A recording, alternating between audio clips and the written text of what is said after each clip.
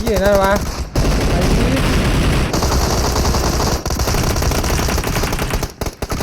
มาก็ยืดกันท่ากัน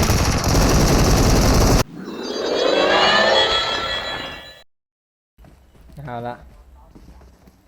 ดาดเลยอย่าไปยี่กันนะอย่าไปยี่กันนะแน่นอนหนาวเฮ้ยมันเจอปะอะไรวะนอนหนาวเนี่ยปวดเราเนี่ยแนววะไหนนอนหนาวอยู่ไรนอนหนาวอยู่จุ้มเฮ้ยมากล้องออกก็ลาดไหนได้อยากจำกันละไปมันขับแค่มากองอย่าไปให้มากองดันกันนะเอางามเย็นกันเอางามเย็นกันไหนนอนหนาวเนี่ยเฮ้ยนั่นเจ๊อยู่จำกันไว้เขานอนหนาวก่อนเลยกว่าเตียงทำมันจะยื้อกันหรอพี่ลิลงกันเอาลงกันลงกันเอาวัดลงกันดีนันบดระบะลงกันดีนันบดระบะถอมมาโยถอมโยกำลังแต่มีไผ่แยกออกมันวางดียื้อกันในลูกมีจุ่มชาวสามมีจุ่มชาวสามแยกก่อนตั้งพาราได้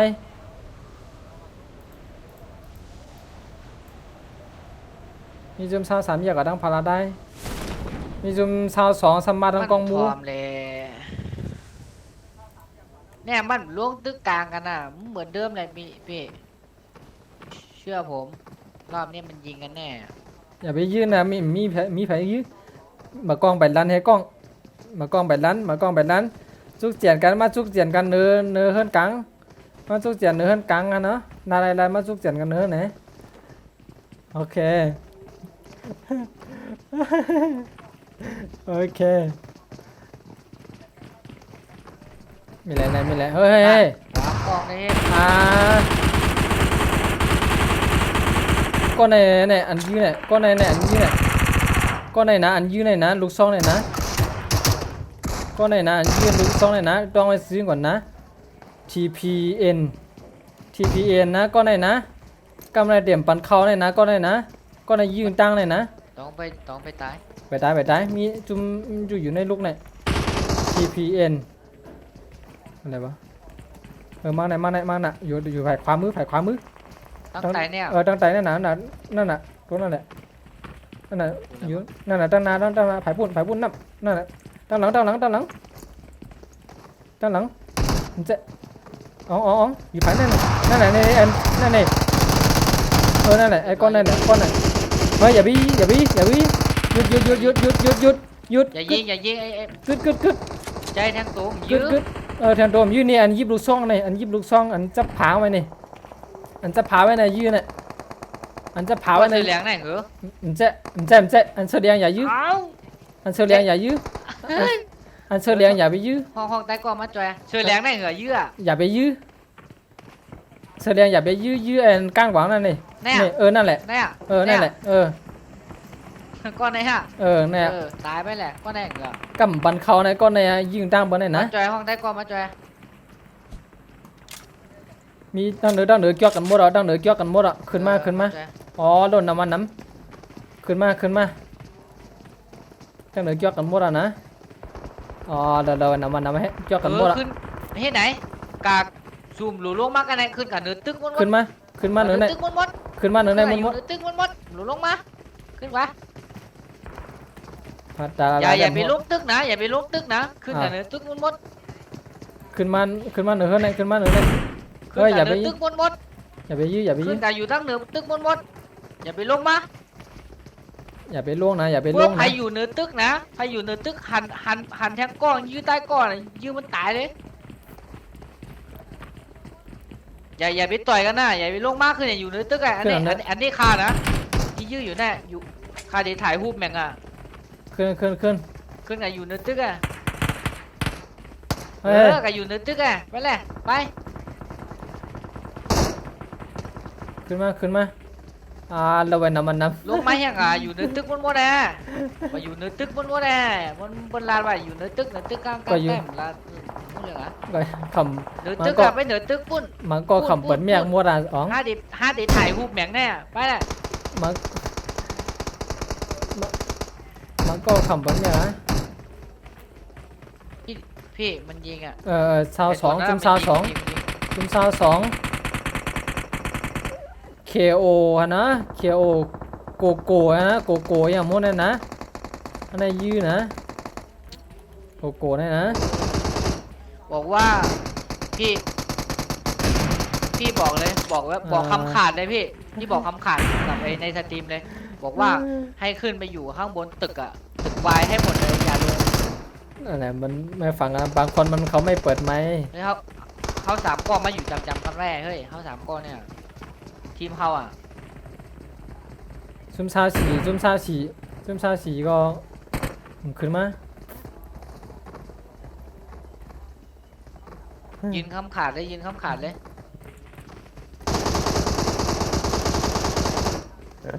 โอ้ยมันผอมกันวะเขาสามก้อนมาเลยนะปิลี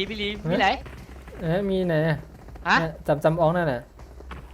ปิลีเฮ็ดก้นตัวอ่ะ เออ ฮะ เออเฮียคนตัวอยู่ อ๋อมันผอมกันเลยวะ ด้วยออกใหม่นะมันเร็วนั่นน่ะ มันผอมกันเลยเขาสามก้อนไม้สี่ไม้สามมาในลูกมากันในมาห้าเนี่ยมาหมดมาเนี่ย มาเจ็ดนั่นในก็แล้วมัน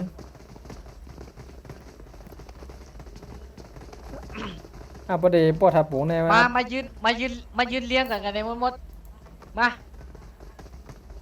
เด็ดปีก เออ เป็ด มาแจนกันได้ถอมเสียงกล้องหน้ามาแจนกันได้ โอเค มาแจนกันได้มาแจนกันได้หมางลงอ่ะผัดเองเวียนผู้กำดี ลงมาเดี๋ยว55ดิถ่ายภูมิอย่างสูง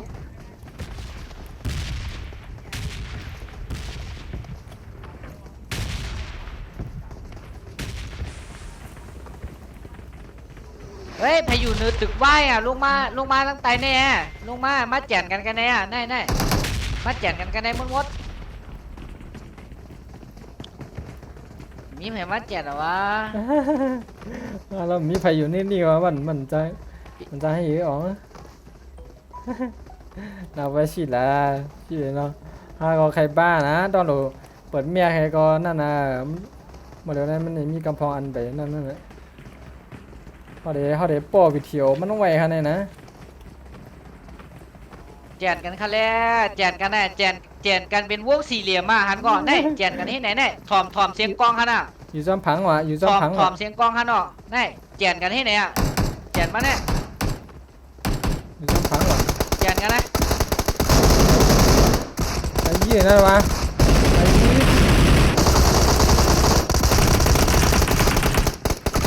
มาก็ยืดกันท่ากัน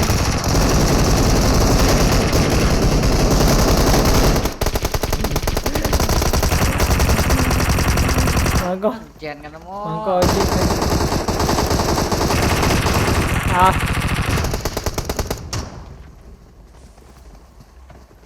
พายิบกองยืดแบบหมดแล้ว แจนกันแล้ว พายิบกอง แจนกันแน่ อ๋อง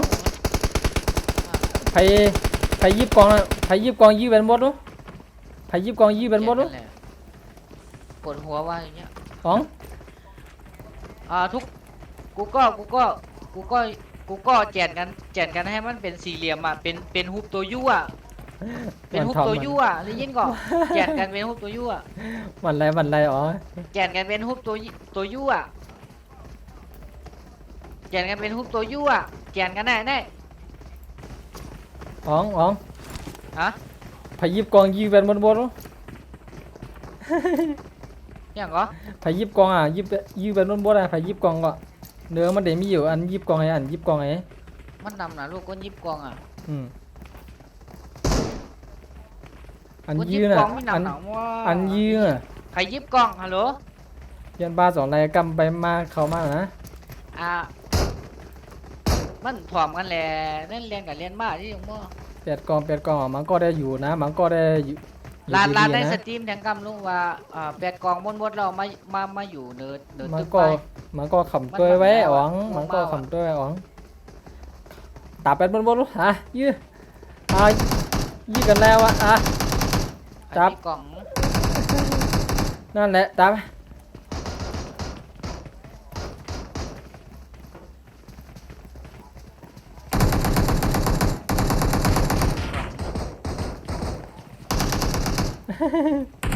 ทอง อ่า นะ ลูก คลิปกะกล้อง อ๋ออยู่อะไรนั่น แง่ อ๋อเขาวงอะฮะ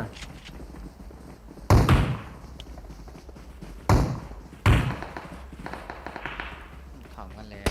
หมอแบกกองว่ายี่กันนี่ดิ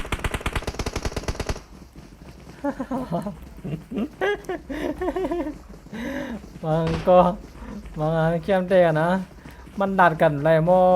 เอาหน่าเขาใครอยู่จุ้มออก3Kอ่ะคนดีมีกองเนี่ยเขาเนี่ยบ่าย2ลำยีเป็นหมดคนดีมีกองอ่ะคนดีมีกองอ่ะลำยีเป็นหมด ก็นั้นก็นั้นยืนนั่นแหละก็นั้นยืนนั่นแหละนั่นไผ่ปางนี่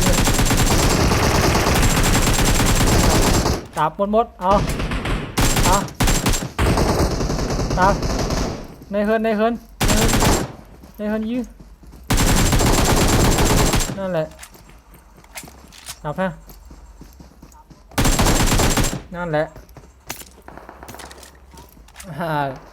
ได้กำทอม ถึง แล้ว นั่นแหละ ปวดหัวน้องลาวมีแหลมพวกไหน น้องลาวมึง กำลังหาด้วยก่อน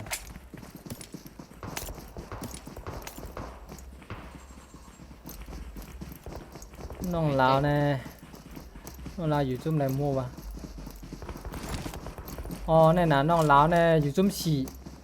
น้องลาวอยู่ มีไหน น้องลาวแน่มาดังคางพาราได้เนี่ยจุ่มฉี่เขาโรงเรียนจำกันนายจุ่มก่อ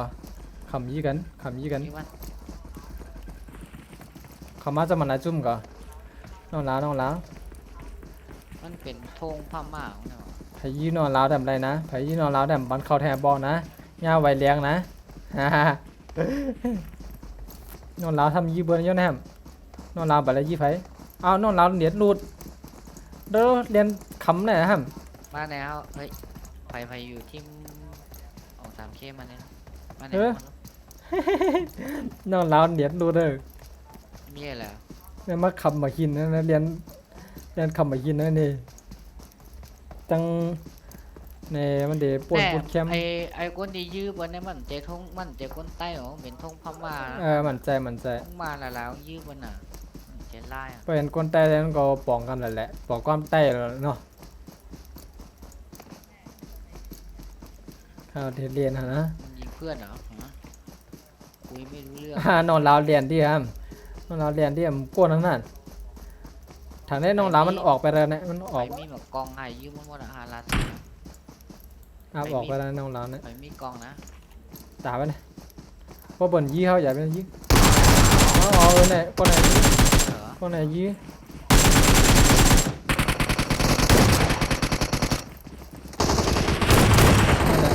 เอา มาไหนมา เจ ไหน อ ช่วยก่อน ช่วยก่อน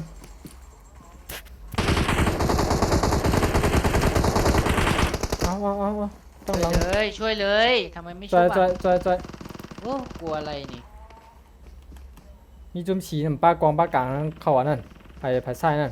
มีจุ่มชาฉีทางนี้อย่ายื้อนะอันป้ากองป้ากลางนะอย่ายื้อเขานะ คนก้นดิ่มยิบกองเนี่ยยื้อหรอก อืม ก้นยิบกองนั่นแหละมาละลายก้นยิบกองอะมันหลั่น พับจี1 2 3 4อ่ะที่เรียนเขาว่าก็ต้องน้ำเขายื้อทำก็นาเขาจอยกันไว้โอเคป้องดีกันไว้เจนแหนมยื้อเจนแหนม ยิงเหรอยิงทำไม อ่า ยิงทำ ซุ่ม ไม สองยื้อ ฮะ ซุ่ม2ยื้อโอเคสันหลักยื้อเขาโอเค ปืนมาทำไม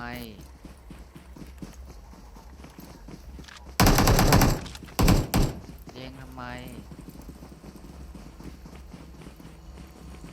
สังเกตล่วงร้อยมาแน่ปลากล่อง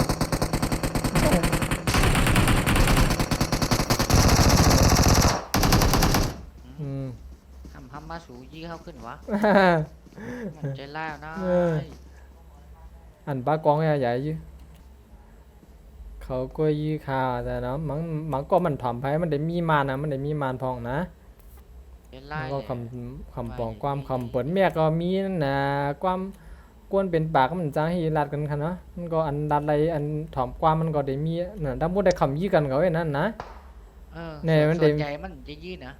มันเข้ามาในกองในกันหมดแล้วนะนี่กำพองเนี่ย อืม กำพองมันยี่กองเรียนอ่ะมันยี่กองเรียนอ่ะมันยี่กองอ๋อยี่กองเรียนยี่กองขึ้นผ้ากันเด้ยี่กองขึ้นผ้ากันโอเคดีใน ฆ่ากันนะ ดีในมีน้ำยาดีในที่กองไม่เนี่ยนะอ๋องที่กองไม่อันยืดนะนะใหญ่แนนมายืดใหญ่แนนมายืดนะเขาดูยืดเรียนกันนะเขาดูยืดเรียนเลยเป็นซุ่มไตไปแล้วเนี่ยลักเขาต่อยกันเอาเนี่ยต่อยกันเอามา ผมมันสวยได้ก่อน ลาดอ่ะ ไม่ครับ ก็ ว่า เอ๊ะ ไม่บัก ลาดจุ่มก่อนนะลาดไม่จุ่มก่อนนะ แต่ก็ลาดเขาบอกว่าต่อยกันอ่ะ ให้เขาแปด เอ ก่อ อ นได้อ่ะ เจ้าห้องลาดว่าให้ต่อยกันเอาเนี่ย ปื้มบักปื้กองออกอันนะว่าไผ่ตายฮาลาซื้อ มันไหนมีกำพองก็ยืดเรียนเนี่ยก็ในยืดเรียนเนี่ยเขาได้ไกลกันขึ้นเนื้อขึ้นกันให้เขากันขึ้นนี่นั่น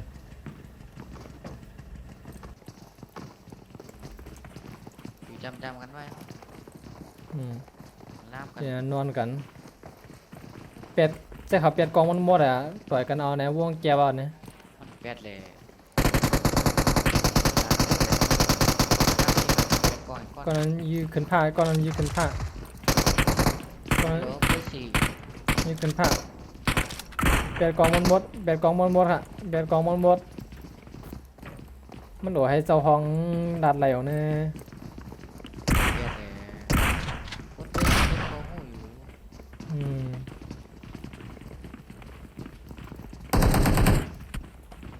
โอเคเหมือนในเขาป้อนกันได้มีปัญหาอีกนะเพราะยาวในก็ป้อนกันนะเนาะเข้าไปเลยกินข้าวเดี๋ยวให้กินข้าวมันเพชรพวกนี้มันส่งยามาโม่วะ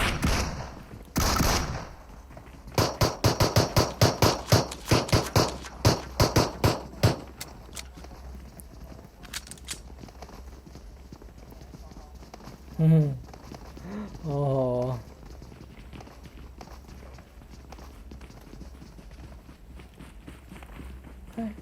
ที่ไหนมันหลักเก่ากันเนี่ยที่ไหนมีเซอร์มีสังอะไรที่ไหนมันหลักซูซีกันนะซุ่ เจ้าม ก้อนให้ ซุ่ม10เลยขึ้นเหนือโดดต่อยอ๋อลำต่อยเอาฮะต่อยแล้วอะต่อยเอานะได้ว่าต่อยเอาเนี่ย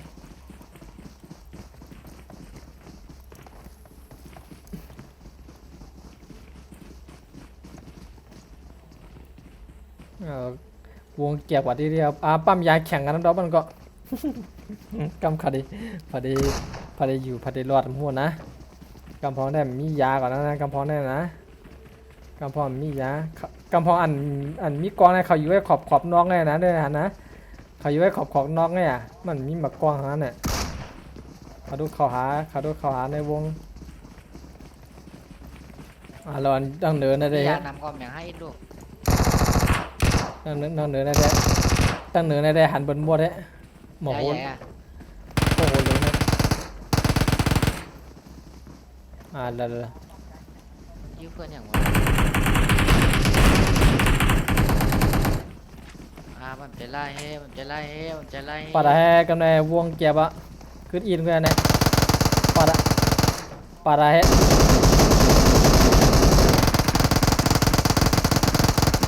ป้อมยื้อใหญ่ยื้อเขานะป้อมยื้อใหญ่ยื้อเขานะ